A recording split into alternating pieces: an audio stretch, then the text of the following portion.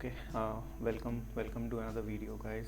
So today I wanted to talk about Python for data science, like why Python is so critical and so important for data science, and basically we'll get into like what exactly is data science first of all, and then how Python is useful or applicable in the field of data science. So let's get started.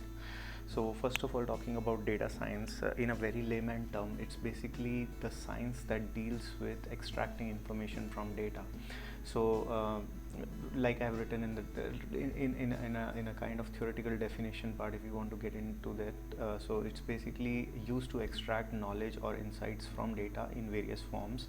It could be structured data as well as unstructured data. The whole idea is to basically identify and extract information which is not directly visible, or it's basically using the raw data and converting it into something useful or knowledgeable. So that's in other words, it's also called, sometimes it's also termed as data mining, because we are kind of following a similar procedure as mining, wherein we are trying to extract the raw ore or the data and then polish it to get the information that we need. So that's the definition part. Now there could be various languages that we can use for using or for working with data science related assignments, but why Python over any other language, say R, or for that matter Java, C++, etc. So the biggest advantage that that Python brings in is the open source community support, and also the different types of libraries, open source libraries that are available with Python, that are really useful for data science related projects and data science related works. Some of the key libraries include Pandas, NumPy and SciPy, which are more relevant to scientific and mathematical calculations related to numbers.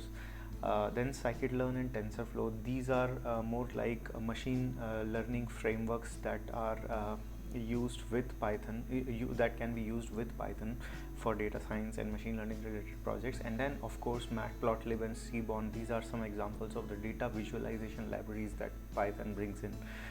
So there are all in all more than 70,000 different packages that Python supports, and they are really useful and make it really powerful and strong as a language to be used for data science related projects. So moving on to the next slide.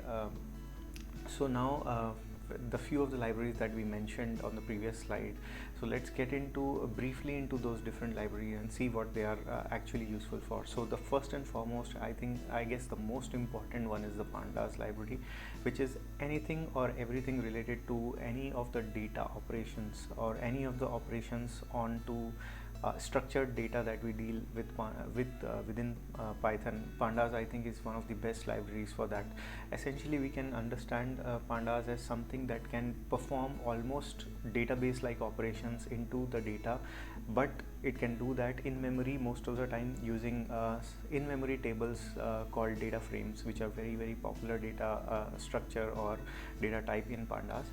And also the vastness of the different operations, like I said, operations similar to what we do in databases, which is like joining the tables and concatenating data and many more. Pandas is like really strong with that, so it's a really useful library.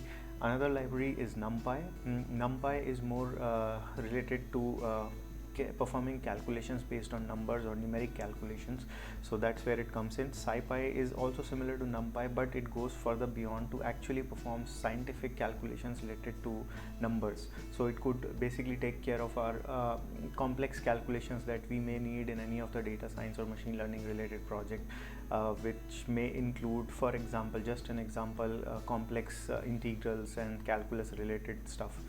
So that's where SciPy could be useful. And then Matplotlib, of course, is the visual data visualization library. It helps us to plot graphs and charts, etc. And also Seaborn, which I haven't mentioned here, that is another very useful library for the same purpose. So then coming into the the machine learning frameworks. So there are few frameworks these are which are kind of very popular when it comes to Python. Scikit-learn is, I guess, one of the most popular ones out there, and the advantage with Scikit-learn is it's like not only the most popular, but it's also most easy, I would say the easiest of all to learn. So anybody who is trying to begin with machine learning in Python, I guess scikit-learn is the framework to start with, wherein you can basically code and work with all the classical machine learning algorithms, the very basic or elementary ones, including linear regression, logistic regression, and their different transformations. So that's where scikit-learn is really useful. TensorFlow, when it comes to actually solving real-world problems or problems that involve that actually we deal as a data scientist, we deal on a day-to-day basis, I guess TensorFlow is the more useful library out there. And it's the speciality of TensorFlow is its ability to handle complex calculations, processing complex data, and also the deep learning related algorithms. So TensorFlow comes in really handy with that. And then Keras is another framework. It's also based on TensorFlow, but it's like a little bit more advanced, and when it comes to exposing the machine learning solution as a service, Keras is one of the algorithms that we use, one of the frameworks that is really useful. Okay, so now there are different methodologies involved, especially with machine learning. So one classification for that is machine learning when it's used for predictions. So the prediction part is it's the obvious thing, wherein machine learning gives us or basically extrapolates or predicts an output based on the historical data or based on the input data that we have fed to the system. So it's basically like we train the system or computer on the historical data that exists, and the system then learns the behavior and then creates a model or a pattern within itself, and then uses that model or pattern to predict the behavior for a new or unseen data. So this is like the classical machine learning for prediction scenario. Then there is something which is called machine learning for pattern discovery, wherein we do share data with the machine, or we do share data with the systems, but we don't tell the system, or we don't classify the data as in we don't tell the system that okay, for this particular set of features this is the output that we have got. So it's basically we just share the data, and we do not tell the system, or we do not classify the data for the system. So in that case, the system has to read the data and observe the patterns and identify the patterns by itself, and then for any new data coming in, it should classify the new data into one of those pattern categories that it has already created. So that's the pattern discovery part. Then comes the predictive analytics, which is basically here we prescribe actions, and the outcomes associated with those actions is the result of the process. Now basically it's also related to responding to a particular feedback. So it's like the machine, based on whatever the machine has learned, will take a decision, and then it will improvise based on the feedback that we humans or any other system provides back to the machine. So that's how the predictive analytics part work. Now, if we talk about the different areas where data science is directly applicable, the most common, the most prominent ones are like image recognition, speech recognition, which is like various tools that we nowadays exist. Even our smart devices and smart assistants, they are based on speech recognition. Then internet search, of course, classification of news. I mean, one of the best example, or one of the good example of this is like the Google News application, wherein the algorithm behind automatically classifies the news based on a particular topic. So that's an example. Then we have digital advertising, like having recommender systems, wherein based on our previous choices, a system or the website automatically recommends us the next content to be of our interest, and so on. Then there is something, it has an extensive application in gaming, of course. It's AI and machine learning. Then there are other areas including fraud and risk detection, which is like a really good use case where data science and machine learning is applicable. So okay, now there is one more question that comes in, wherein what is the difference between a data science application or a data science process and business intelligence? So the core difference here is BI is always and basically BI is always related to structured data or processing structured data alone. It can use the historical data and generate reports or dashboard, but it's all on structured data. That's one thing. Second thing, BI also only deals with historical data which has already happened. So there are facts which are already existing. BI can produce dashboards and represent the information in a visual form. Data science, on the other hand, first of all can also handle unstructured data, and at the same time it can also not only just build visualizations, but also can extrapolate and project and predict the future responses based on the historical data or based on the current data that is coming in. Now another difference is like BI is mostly based on statistics and visualization, but data science, although it also includes statistics and visualization, but on top of that it also includes data mining like we discussed, and predictions and outcomes, extrapolated outcomes based on machine learning. So that's another difference. Okay, now overall the life cycle of a data science project revolves around these 6 steps here, and we'll get into the detail of each of these steps going further. So it's basically discovery of the data, then preparing the data, model planning, actually building the model, then evaluating the model and publishing the results of the model, and then operationalizing once the model is finalized. So let's get into each of these steps. So okay, discovery is basically, first and foremost, the key important thing is to understand what is the business requirement here, what is the problem that we are trying to solve. That's the part that comes under discovery. The initial hypothesis, as in this will be the input and this is the output that we are expecting.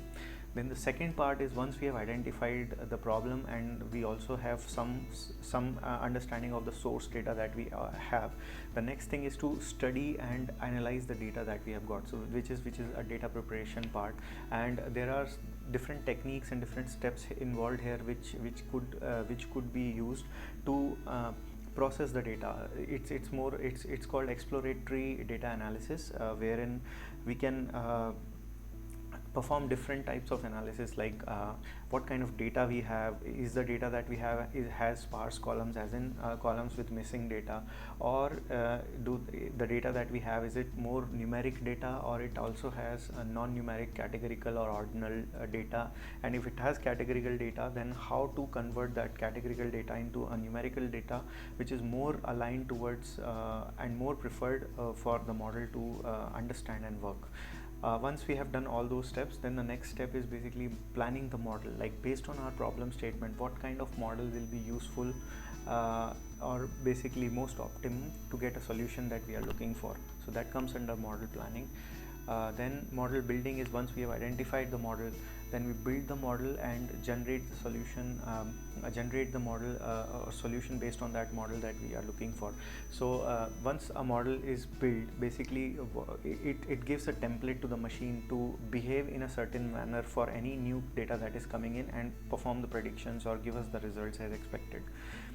Okay, so the next part is, once we have the final model, we communicate the results, and also when it comes to communicating the results, it's basically we evaluate the model, as in how our model is performing on new data or unseen data that is coming in. And it's really important to get a really good perform a really extensive evaluation and also see how our model is behaving, and more importantly, is it giving us the expected result based on the business problem that we are trying to solve. If that does not work out, then we need to repeat the entire cycle again until we achieve or attain the results that we were looking for. Once we are satisfied with the results of the model, then we document the findings, we hand over the model to the business or the actual people who are going to use it, and then we also keep the model under observation and also try to make sure that the model is up to date, as in for any new data coming in, not only this does the model should predict, but it also should add on that new information or basically reprocess or regenerate a new model based on this new data that is coming on a day-to-day basis. Then the last part is, of course, I covered a little bit of it already, but the last part is operationalizing of the model, which is basically to make sure that the model also, apart from predicting the output or apart from giving us the solution, the model should also make sure to build on top of the information that historically is present, and also the new information that is coming up. So the model should keep on learning with new information that is coming up. There could be various ways to achieve that. One way is it's called offline learning, wherein for any new data that is coming in, we make sure that the model retrains, adds that new data to the source, and then retrains on the entire old and new data set combination again to generate a new model. That's one way of doing it. It's more like it's called offline because it's not happening real time. The other approach is online learning, wherein for every new delta that is coming in, delta set of rows that is coming in, the model relearns and generates a new model every time. So that's some of the use cases prefer that approach, because it might not be fruitful for the model to basically wait and collect the information, go offline and learn and basically reappear. So some of the problems do need online training. For example, one example is like if the model is trying to predict our stock prices, it does not make sense for the model to go offline, store the information for a day, and then add that information to make sure to basically get to a state of predicting the data for the next day, because in this case we want the model to be up to date, and it's very critical. The time factor is really critical here. So maybe online learning is more suitable for this case. But there could be another example. Let's say our business case does not need the model to be or our data is not changing, or it's not time dependent, or it's not time sensitive. Then we can go with the offline learning, which has the advantage of being a little bit cheaper, and also basically being a little more efficient, because we are giving we are maintaining the building part in an offline window, which has no impact on the business. So yeah, okay, so this was a kind of brief overview that I tried to cover, like the different aspects of data science, and also why Python is more important, and overall it's a mix of usefulness of Python as well as data science as such, how the different steps and operations in data science perform. So I hope this video was informative, and I will try to put up new videos, something similar to this, as and when I learn stuff related to data science and machine learning. I'll try to put up more videos. Thanks a lot for watching this video. Thank you.